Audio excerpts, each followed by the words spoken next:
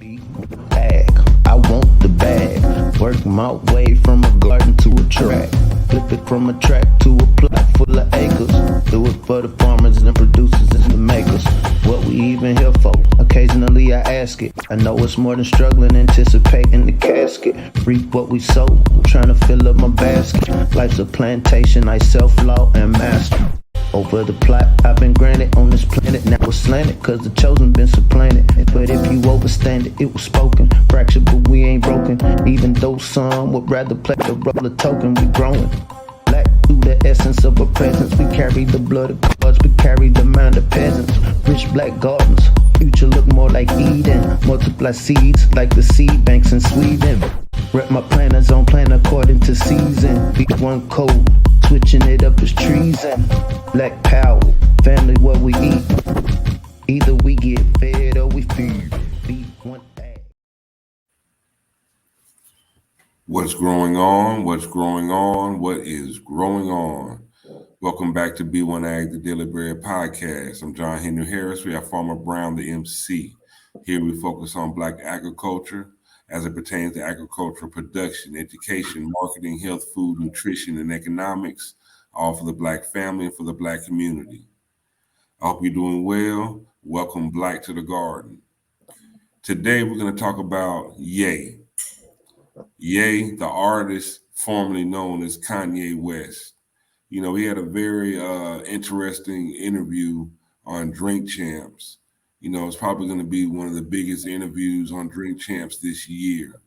But outside of his music endeavors and things he's got going on with Kim Kardashian and his marriage, you know, Ye has invested a lot into agriculture. He's been invested into a 4,600 acres in Wyoming. And he really revealed he has plans on turning these 4,600 acres into a campus. And that's what we're going to focus on today is his plans on turning his 4,600 acre Wyoming ranch into a Yeezy Campus. Now, he's also on this campus, he's raising 1,200 head of sheep. He plans on studying things like passive energy, alternative forms of energy, sustainable living, and also different, just trying out different forms of architecture. You know, he says that we live in a box and he kind of wants to not live in a box and explore different forms of agriculture that may be more conducive to human living. So we're going to dive deep on Ye today on this Sunday. It's going to be our Sunday church service, so to speak. Well, Farmer Brown, what say you? First, I just like to say peace to the B1 family. Hope everybody's doing well. So this was actually, I'll be honest, my first time really watching Drink Champs. I'm a big fan of, if you want to say fan of Kanye's music, not just his music, but his art. The brother was dropping some jewels on there. I think it's a lot for the melanated family to take in, not even from an entertainment or celebrity standpoint, but just, some of the practical knowledge and jewels that he was dropping. And we got this thing in the melanated family. Sometimes we shoot the messenger and forget the message. But I think it was very interesting for me. It was glazed over real fast. What's going on, family? It was glazed over real fast. Nori was like, "Oh, so you a sheep herder?" And he was like, "Yeah." Very affirmative. But I think outside of just Kanye, my job is an extension agent. That's my 9 to 5. And so I work with small farms. And I understand that this is doable. You don't have to be a celebrity. You don't have to have a lot of money, but if you have enough people with kindred minds focused on the goal of producing, there's a lot of opportunities out here right now for the melanated family. And I think Kanye West represents not just the archetype, but he represents a model of what can be applied to people who are looking into getting large tracts of land or just wanting to get into agriculture as a whole. But I think this is a very interesting story, and I think there's a lot of talking points to go along with it. Now, there's a GQ article where they really interviewed and followed Kanye West out to his Wyoming ranch. And the visuals are pretty stunning. And we're gonna take a look at this interview. It's a short clip, about four and a half minutes. But you'll get a chance to see Kanye's sheep, and I guess he's a sheep herder now. But the way he does it is definitely going to be a little bit different from most sheep herders, as you'll see. Check this out.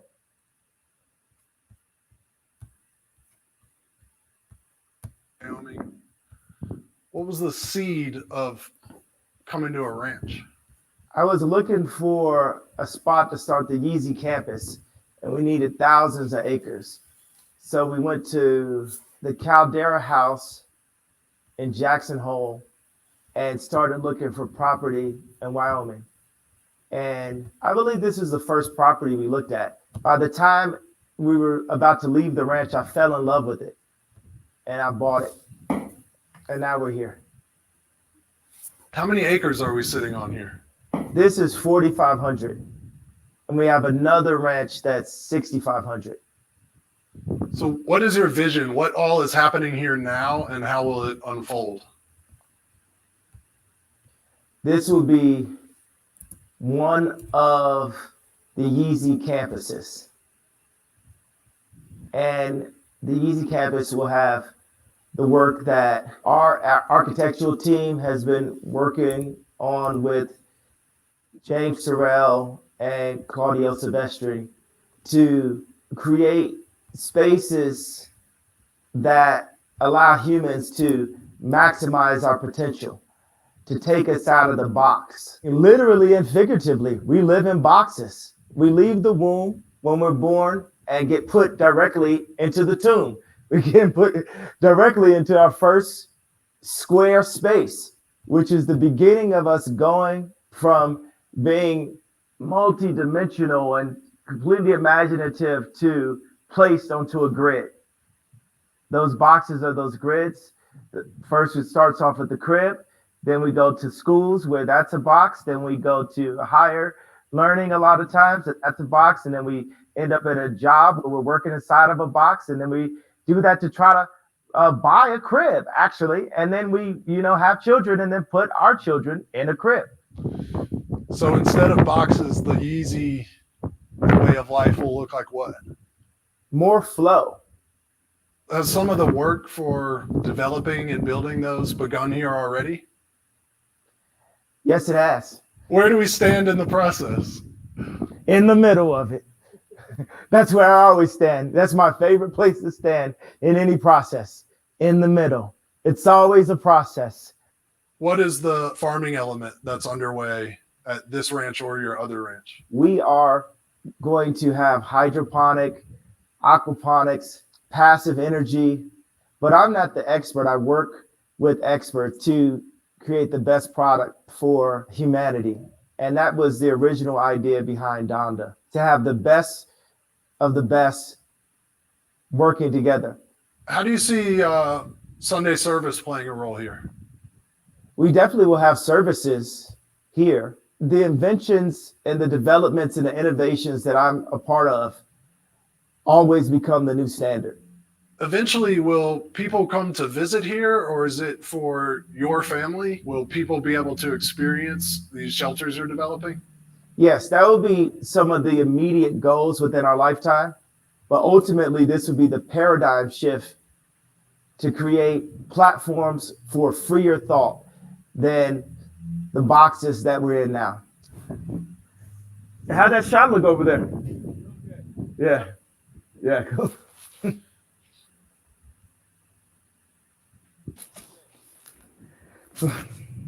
Have you tried these on right here? No, I haven't. These are the best. Slides. You can play basketball in them.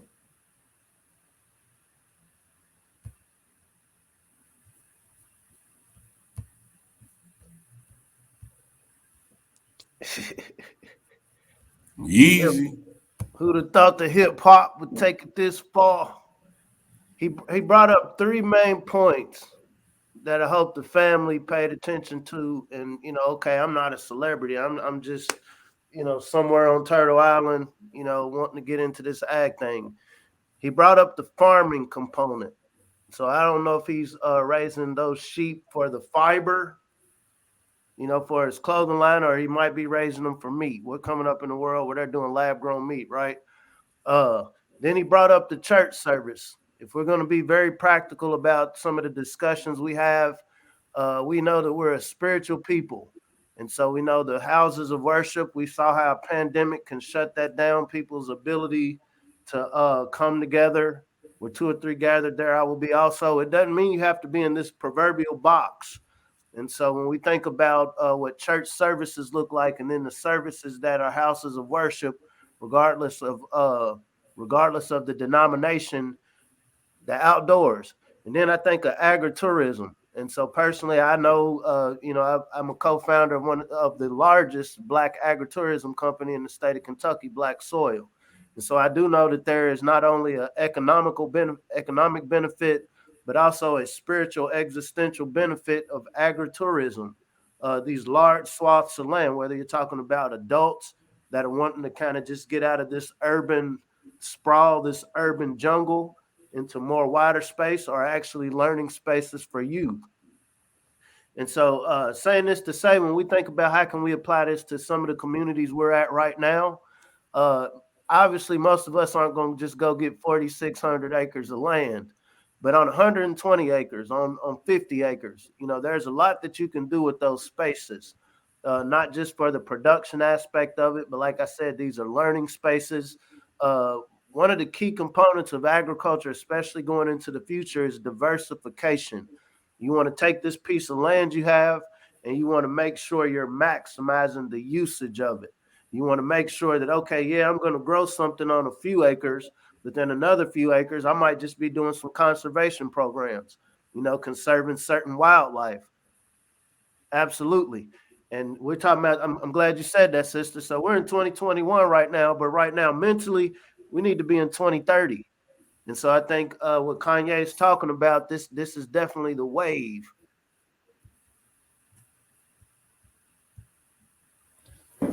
I know this farming component, he made sure he pointed out, aeroponics, hydroponics, passive energy.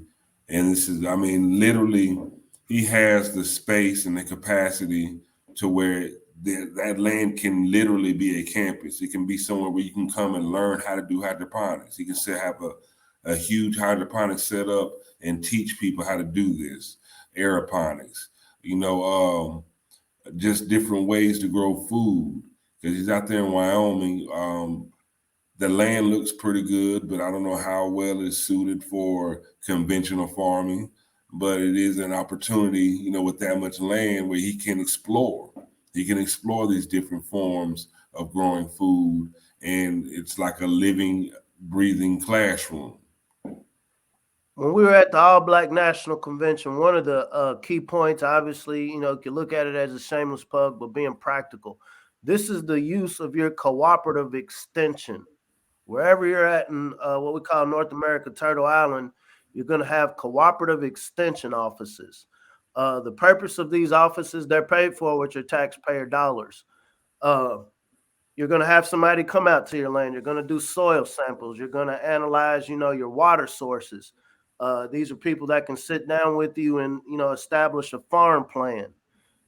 The thing about farming that you have to understand, obviously, on an existential level, the first thing in your mind should be, now, how can I use this space to benefit somebody, to feed somebody, to enhance somebody's quality of life? But these are also businesses. Many times, and it's just been in my personal experience, I imagine if you talk to a lot of extension agents around the country, they'll have the same story of sometimes a lot of times farmers don't necessarily see their operations as businesses. It's more of legacy preservation. This is one of the most altruistic groups, somebody that's willing to go out and sweat, put in hard work, invest money into producing food, into producing fiber. That's a good trait of a human being. But at the end of the day, even if you want to do a good thing, it does cost. And so, obviously there's a component, okay, you want your operation to pay for itself, but to keep this operation going, you want to make it profitable. And so this is the use of your cooperative extension offices. And it will be a scam if one of your extension agents charge you. This is a free service, family. And once again, it's simple as understanding. Okay, I'm in Las Vegas. I'm in North Carolina. I'm in Chicago. I'm in Houston. There's an extension office. There's an extension agent assigned to your area. Their whole job is to help you optimize your space. Their whole job is to point out this is what can be grown here. These are the funding opportunities. These are the areas where you can actually make some money and make your operation more profitable. And so I definitely encourage the family to take advantage of that. It's not to say that extension agents are the only source of information and education regarding your space, but when we think about this concept of tangibles, when we think about the things that we go to the government for, many times we're looking for the government to give us a long owed and do financial reparative justice. We see how this can get kicked down the road, but I also want the family to understand there are resources that are already available that are hidden in plain sight. On subject but off, I think one of the interesting things looking at Kanye's interview, a lot of the people that was talking about, oh, he dissed Soldier Boy, oh, he's throwing shade at Drake. It was literally 2 or 3 seconds where Nori was like, oh, so you a sheep herder? And he was like, yeah. And he went into a brief science of what he was doing. And to me, looking at it from a practical sense, this is one of the biggest pieces of this interview. As we think about where this food system is going, as we're looking at how this supply chain disruption is going to affect, I'm not going to say going to affect, it's affecting the melanated family. It's affecting how much money we're spending at the cash register. It's affecting the quality of food that is available for us. As we're going into 2022, this is the perfect time starting yesterday to really start planning out what does my place in the food system look like. One of the wise comments he made in this interview that you just showed was he said, I'm not the expert. And so I worked with the expert. I had the financial capital. I had this seed in my head that, hey, this is important. And so when you think about your people that's in the real estate investments, when you're thinking about the people that are into finances, hey, you don't have to be the genius of everything. Personally, I like to be in a room full of people that know more than myself, right? Because then you'll learn. And so when you can apply these same concepts of just, hey, let me not try to take everything on my own. Let me apply my piece to this broader equation. Here at B1 Ag, we like to focus on food security. Obviously, like I said, with sheep, you can get fiber. This creates clothes for the entrepreneurial-minded people.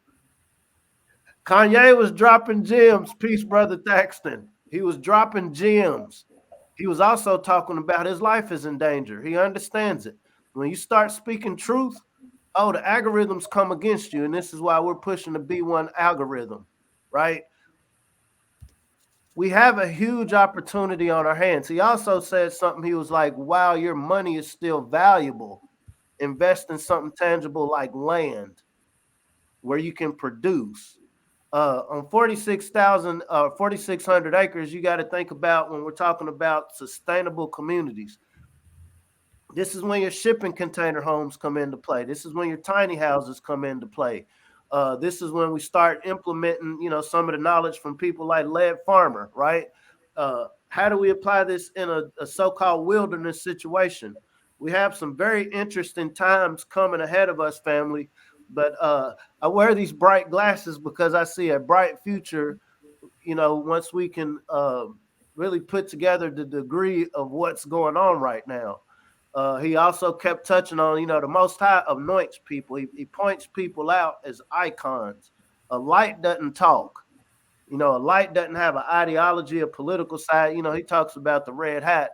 But we're talking about that mantle, that helmet of salvation. And a part of this salvation, when we talk about building this melanated nation of the chosen, we have to feed one another. And so once again, these feeding operations aren't just as simple as throw seeds in the ground and suddenly everybody's fed. There is some strategy put behind it. And here, as we're going into this dark winter, this is the time for the melanated family to have these conversations. Now, Brian, I know you recently talked to a young couple who had some land and they wanted to start a farming operation. Could you go into tell our audience about your experience with them and how easily, like, even though you may not have 4,500 acres, but you can definitely work with what you have to start a grow operation. The other day we did we did a show about Travis Scott opening a garden in Houston to honor his grandmother, and I still think that that's honorable. But then, literally the day after, he had a concert and people lost their lives.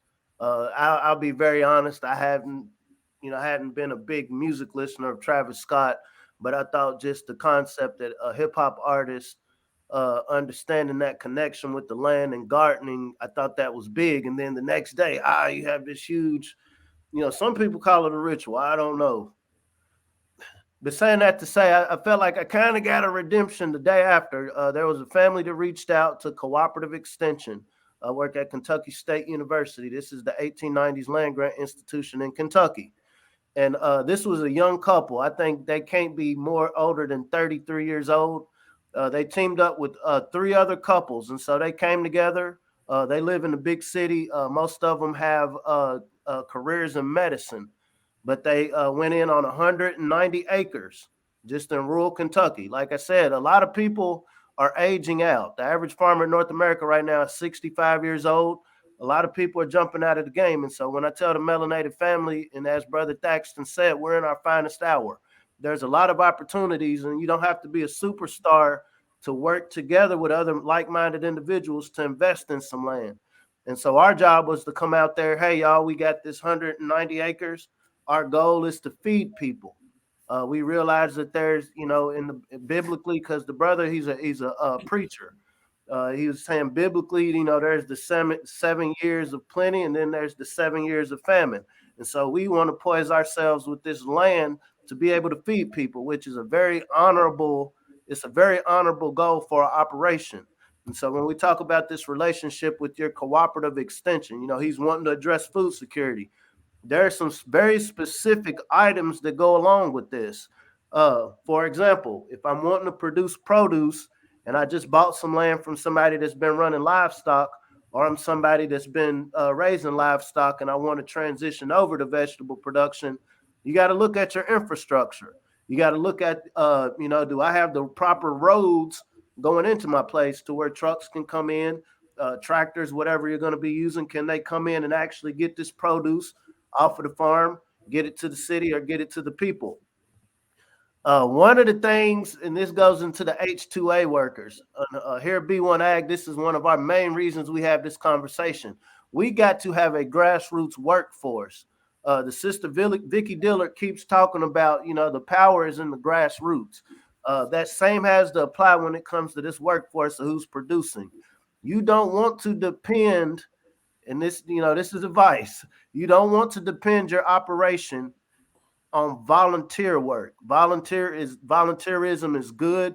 These are great learning opportunities, but you want to make sure if you're going to be producing anything that you have somebody to do it. Maybe you're just the investor. Maybe you're the one that got the land, but you got to go to the city. You got to go to the office to conduct your business. And so before putting any seed in the ground, you want to make sure that you actually have the labor involved. And so long story short, our goal was to, hey, you might want to fill out a farm management plan. And I think the brother, if you get a chance, we'll have a link down here if the family wants to look at what does a farm management plan look like. And this goes over some of the things you want to think about when you either get this land, maybe you have some family land, or maybe you're just wanting to transition the operation you have. You want to look at least a 3 to 5 year plan. This is before putting any seeds in the ground. If you want to get a cute little garden on your space, okay, that's fine. But when it comes to the actual operation of it, where you're going to be generating, you really want to have a 3 to 5 year plan laid out. And so if we're in 2021, you want to have your 2026, 2027 plan laid out before you put a seed in the ground. Because once again, you don't want to get your crops going, spend thousands of dollars, hundreds of dollars, whichever scale you want to do into producing something, and then realizing, okay, I don't have a market to sell it to. I grew all of this stuff. I had this great idea, but I don't have anybody to sell it to. I don't have anybody to work it. I'm in the city. I'm going to work. I'm traveling. I didn't realize that somebody was going to have to come out here and water. I didn't realize somebody was going to have to come out here and build fence. I didn't realize somebody was going to have to come out here and weed X amount of times a week. And so you want to have all of these details laid out, and this is what a farm management plan will do for you. This is what your cooperative extension agent can help you with. Do I have the right soil? Okay, it looks like right here I got this flat land. It seems like it's good, but you might dig down and 1 inch under is straight bedrock or straight rock, or it's been contaminated by pesticides. And so obviously you don't want to start a new growing operation on contaminated land. And so these are some of the areas where you do want to incorporate science. There is a value in science. You want to think out what is your goal and mission. So as I take out on this endeavor to feed people, don't just say I want to feed people. How many people do you want to feed? And so this family, they live closer to Cincinnati. What I know about Cincinnati, if we're just talking about the northern Kentucky area, you got Cincinnati, you got Lexington, you got Louisville. So what these represent are 3 large markets. And, I ain't going to go into their details, but these are 3 large markets within, I'll say 80 to 100 miles of where they stay. And so what you want to do is literally specifically identify how many people can I get in the Cincinnati market, for example. Okay, 80 miles down the road, I know there's Lexington. How many can I serve out of that market? How many can I serve in Louisville? And you're going to plan your operation around it. You're going to do a SWOT analysis, strengths, weaknesses, opportunities, and threats. So what are the strengths? Okay, I have this 190, I have this 100, I have this 50 acres. That's a strength. I have the tangible resources. Weakness, okay, my skill set is in medicine. My skill set is, I work at a factory. My skill set, okay, I'm not really a farmer. I just have the resources to get this farm. So that can be classified as a weakness. We got to be very honest. Opportunities is, hey, I have this large resource and I can grow something. And then threats. And so let's just be very honest, family. A lot of the land that you're going to get in North America right now, you're going to be surrounded by non-melanated people. The farther down south you go, you might have a little bit more melanin surround you. But this is where brothers like James Turrell come in. We had the discussion at the All Black National Convention. You need protection. That is a piece of it because it is not unheard of people encroaching on your land, hunting, moving some of the land boundaries back. And so you want to get a good survey. You want to make sure you know where your land is. This is where you incorporate cameras. We know about the cameras we put on our front porches, but, you want to secure your land. Resource inventory. Upon buying this land, do I have barns? Do I already have fences in play? Do I have any processing capacity? So if I'm growing something, okay, maybe where I'm getting this land, it would, the infrastructure is set up for raising livestock. That's a very different type of processing facility than if you're raising produce. And so you want to think all of this out when you're mapping out your management plan. What equipments will you need? I also encourage the family to look up the nrcs.gov. The government, in many ways, I say fortunately or unfortunately, does have resources.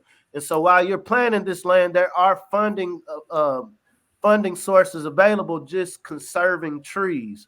If you have a waterway, and so the family we met, they had like a mile's worth of stream going around the farm. And so there are funding sources for just conserving the wildlife around where you're at. You might have a certain type of bird that happens to nest in the area where you have trees. And so that is a funding source as you're planning your actual growing operations. The family we met with, they wasn't really big on the hunting and the animal aspect, which is cool. But that is another area of income. I know here in Kentucky, some of the farmers we work with get up to about $10,000 a year, literally just leasing certain plots of their land for people to do dove hunting. And so that's another stream of revenue. And so that will go in. And we think about going into this Build Back Better. There's a global initiative to cut down on carbon. And so you want to factor that into your operation. Let me not get an operation that's going to be, emitting a lot of carbon emissions, because now instead of making money, I'm going to be paying out carbon taxes. And so you want to think all of this out before you put anything in the ground. Season extenders. Also through the NRCS for people looking into high tunnels. You want to make sure that you have, once you get this operation going, you want it going all year. What I can tell you is seasons can be a killer for somebody that didn't think all of this out. And so you really want to look at creating at least one high tunnel on your operation. At least you can have something on your operation that is able to be produced year round. When you think about irrigation, so how close are my water sources? Do I already have wells on this land? Or is this something that I'm going to have to get put into the land? You don't want to get your production started and you don't have anything to water it with. You don't want to have a stream that's contaminated. And so once again, this is how you're going to utilize your extension offices to make sure you know exactly what it is you're working with. You're going to think about pricing. And so whatever it is I'm selling in this, say, I'm just using Kentucky, for example, whatever it is I'm going to sell in these areas where I'll be selling my produce, where do I have to price it? Because we want to do good. We want to help each other, but you also want to keep your operation going. Sometimes goodwill can kill an operation. And so you got to match that goodwill with the practicality of what you're working with. Honestly, melanated family, I'll be totally honest with you. Black farmers have to charge a little bit more because they don't have the same amount of resources or, capital to work with. But when we look at the long-term investment, okay, if I spend an extra $1 per pound of tomatoes, a pound of produce, or bushel with this melanated farmer now in 2022, by 2023, 2024, this person can come down on their price. And, we invest in the stock market. We invest in all of these large companies that just want to exploit us. Invest in your local producers. Like I said, it's a sad thing to see farmers, especially melanated farmers, trying to compete in a production market that works against them. Because now I have to come down on my price to compete with the guy who got a table set up next to me. But then by me coming down on my price, I'm not able to run my operation. And so as a melanated family who's interested in figuring out ways to help these farmers, these are some of the things to take into consideration. Who's going to manage this operation? If you're making your bag in the city, if you're working in corporate, do you have money allocated for a workforce?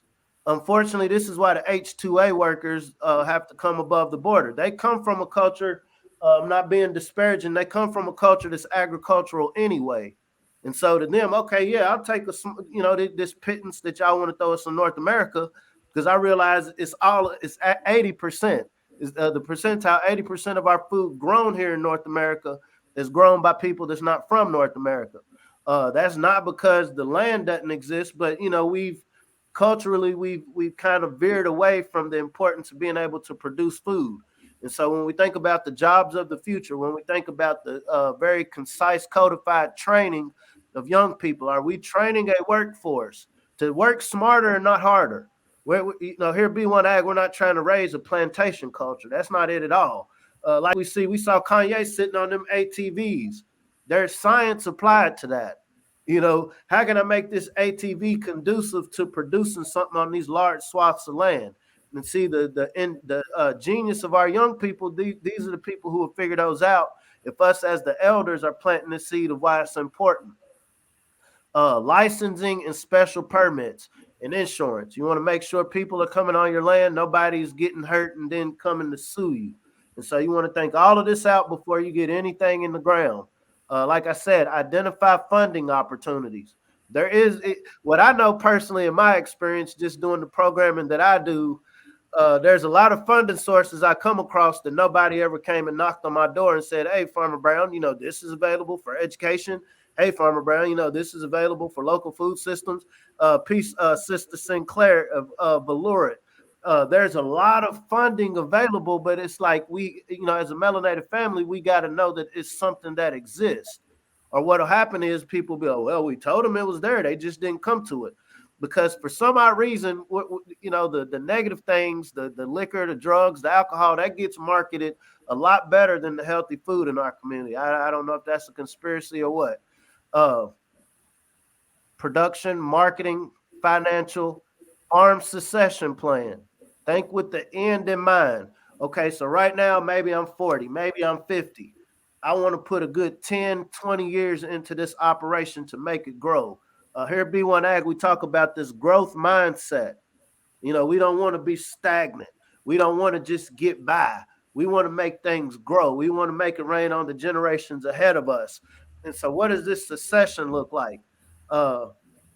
After 20 years, after I've tapped out, after my back ain't working the same, after I maybe just want to travel the world, you know, if these restrictions, peace to New Orleans. And so the court down there struck down this mandate. That's another story. How are we going to pass this farm down? Are we working with other families? You know, many hands make light work. The more people, when we think about cooperative economics, the more people putting into something, the more people you have absorbing whatever losses, and then there's more people to stand the profit. And so really thinking about the succession of how do we pass this down and make sure that it keeps growing. And these are just some, like I said, bruh put in the link to a farm management plan. I would hope the family would download it if you're tapping in with us live to just kind of put this in play. This is relevant for a large swath of land. This is also relevant for a couple of acres. What we know here at B1 Ag, we're not selling wolf tickets. Depending on how intensive and how well your operation is planned, people are getting like 60,000 per acre. Like I said, that is work. You're using your hands. It's not as equipment dependent, but you know, land and production can be very profitable. It does, you know, it's not just as simple as throwing a seed in the ground. It does take planning and it does take work, but it is doable. Right now in the season of transparency, you know, we have to take advantage of these opportunities, family.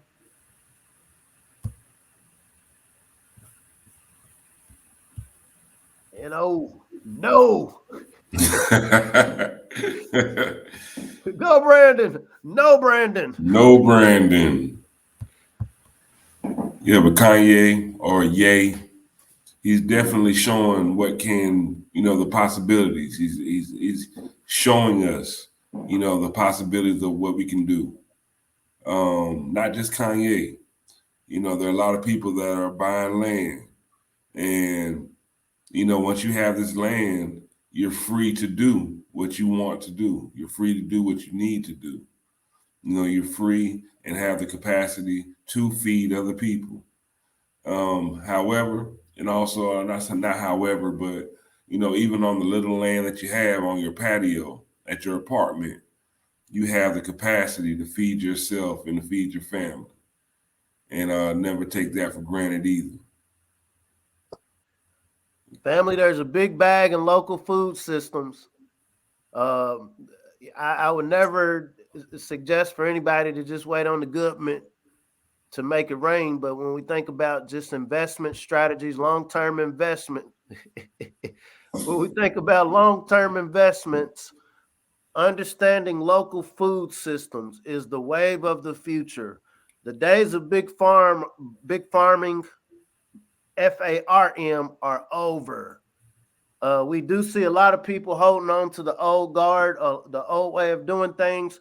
That's very unfortunate. But what I can tell you from a professional standpoint, everything is going towards local. One of the reasons we stress learning how to grow your own food, whether it's in your kitchen in a window, whether it's in your backyard, whether it's on your balcony, once you understand this process, it makes you that much more knowledgeable when it comes to applying this to larger plots, your urban gardens, your community gardens. From there, you're able to work with like-minded individuals to invest in rural land, because the mainstream farm population, and we're not being disparaging, but it is what it is. They're dying off. Their kids aren't going into farming either. And so what happens is you have these millions of acres around the country where, okay, I want to get something for it. And so as a melanated family, we got to be prepared, as land is being made available. When I say prepared, obviously there's a financial end, but also having plans in place. We've thought this out. We've made sure because it's not going to be everybody. It's not going to be everybody. You know, Kanye had brought up the Hebrew, the tribes. What do they say? 2/3 ain't going to go to the promised land. They're going to be bought into these boxes. They're going to be bought into the system. That's very unfortunate. So here at B1 Ag, we want to really tap in with the melanated family that understands the times that we're in and the opportunities that are available. It comes with work. It comes with thought. You know, there is prayer, but it's like the reaction to prayer is, okay, I'm a program into you what you need to do. You know, don't keep putting everything in my hands. I gave you hands. I gave you a brain. And I gave you all of this land. I gave you Eden. Y'all let these people run it, and you see what's happened. And so this is our time for redemption, family. This is a bright time. It's going to come across when we think about birthing pains that a woman goes through when they're giving birth. It is painful. It is very painful. It's bloody. It's nasty. It's like, oh, my God, this has to be traumatic. But at the end of it, you got these babies. We got this baby of food security. We got this baby of economic stability. We got this baby of communal love, real love, not this eros love, but this love of we want to feed one another. We want to make sure that we exist far into the perpetuity of whatever this planet turns into, and it starts with feeding ourselves. And this isn't something that's just relegated to rural farms. This can be applied whatever hood you're in what we call Turtle Island, North America.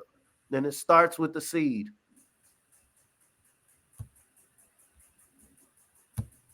It all starts with the seed, y'all. And here at B1 Ag, we're going to continue to push the black algorithm. We're going to fight against the algorithm and push the black algorithm. That's what we're here for. Pushing the black algorithm. Ancestors, they master the systems. We raising your bosses, no victims. Planting that knowledge curriculum. Listen the boots with the nutrients. The darker the berry like Nubian. Dropping the seats like I'm Julian. The streets with that boot like Peruvian. Trapping and merging the fruits and the veggies. CSA boxes, my package is heavy. Ship across down in the bed of my Chevy. Printing them up, growing longer than heavy. If you say ready, you ain't got scrambled. Battle like farmers and growers, no guarantees. Having our papers, the gamers and shambles. That's what that melanin carry the miracle. Mothers and fathers of civilization. Back to the garden with food cultivation. Building back attitude like innovation. People, community, growing the nation. Genetically designed to be the purpose. Loving that growth mindset. Codified, now we focus farming on back on track. Be the fan, break bread with them. Pushing that B1 algorithm. Now, watch me get them. Watch me get them. Pushing that B1 algorithm. Be the fan, break bread with them. Pushing that B1 algorithm. Watch me get them. Watch me get them. Pushing that B1 algorithm.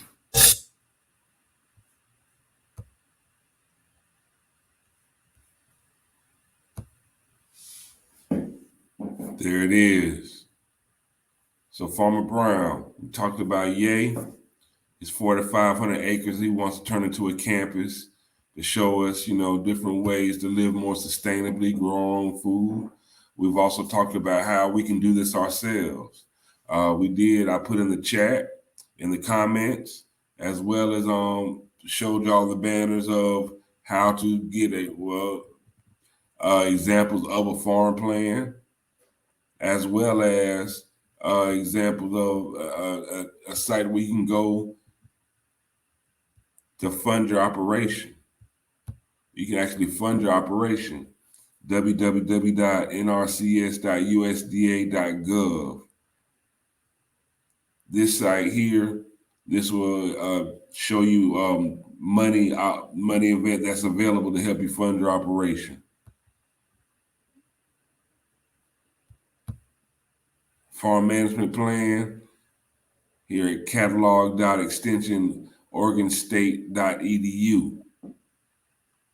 Gives you an example of a farm management plan. Got to think everything out. Just don't, just go into something blindly. Really put thought and effort into it so you can make precise movements and less mistakes. Because, mistakes cost money, mistakes cost time. And, at the end of the day, a lot of mistakes that's going to cost food production. So you'll be working against yourself.